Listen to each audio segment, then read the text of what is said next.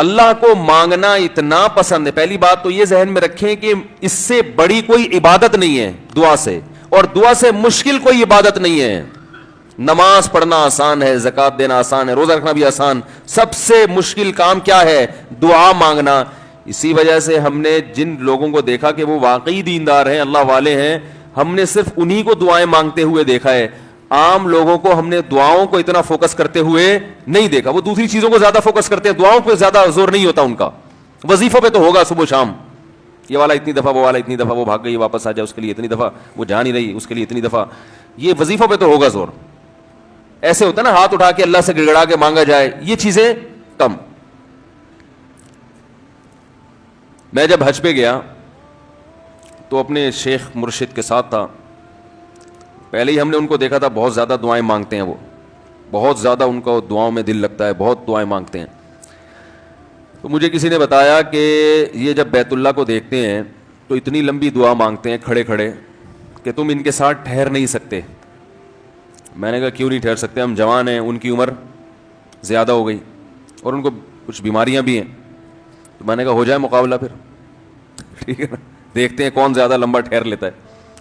تو جب بیت اللہ پہنچے, ان کی نظر بیت اللہ پہ پڑی, ذرا قریب گئے. یہ جو کہتے ہیں نا بیت اللہ پہ نظر پڑتے ہی وہیں ٹھہر جاؤ, شروع ہو جاؤ, ایسا نہیں ہے.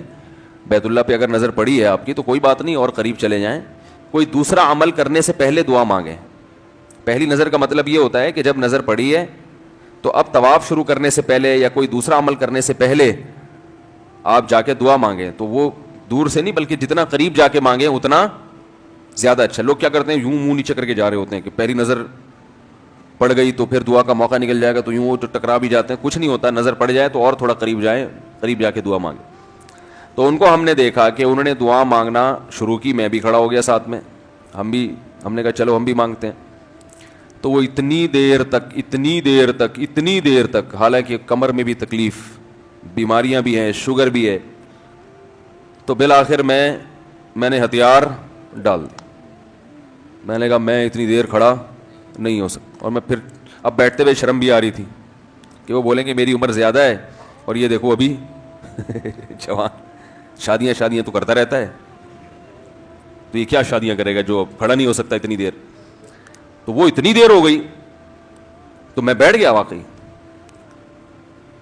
تو کئی ایسے ہمارے اکابر گزرے ہیں, بزرگ گزرے ہیں, 1 گھنٹہ 2 گھنٹہ 3 گھنٹہ